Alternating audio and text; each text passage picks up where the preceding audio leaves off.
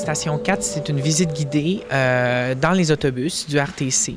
C'est une station qui a été imaginée par Yasmina Giguère et moi, une collaboratrice de longue date avec qui j'ai travaillé au fond de tiroir et sur beaucoup d'autres projets. Ensemble, donc, on a inversé le processus de travail qu'on a l'habitude de faire.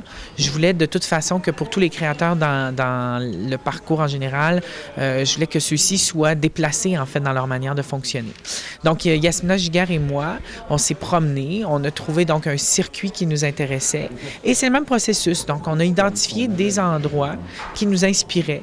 De ça, on a inventé des personnages.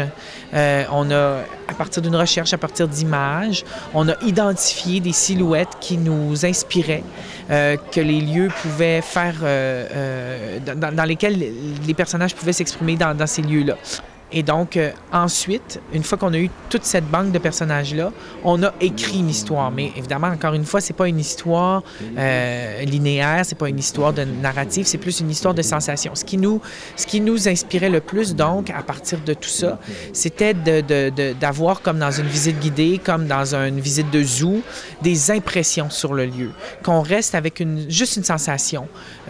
Comme quand on voit quelqu'un au coin de la rue et qu'on fait « Ah, wow, as-tu vu le gars, il est étrange » ou « Ah, as-tu vu la fille? » C'est drôle comment elle est habillée ou tout ça. Donc, c'était vraiment un truc d'impression. La nuit nous a inspirés. On a décliné le thème vers le cauchemar, l'étrangeté, l'insolite. De toute façon, je pense que le quartier Saint-Roch regorge de ça et c'est ce qui fait sa beauté, c'est-à-dire le fait que se côtoient dans une même rue des gens d'un milieu beaucoup plus populaire, beaucoup plus éclectique, avec une foule nouvelle qui arrive.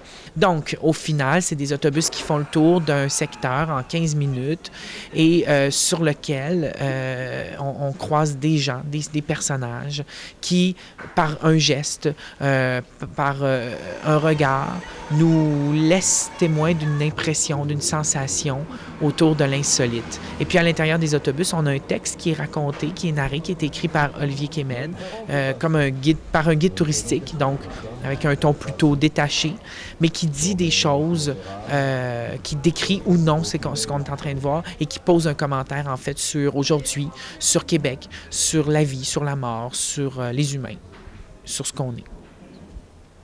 Vous avez avancé en arrière pour mieux reculer en avant. Merci et bonne soirée.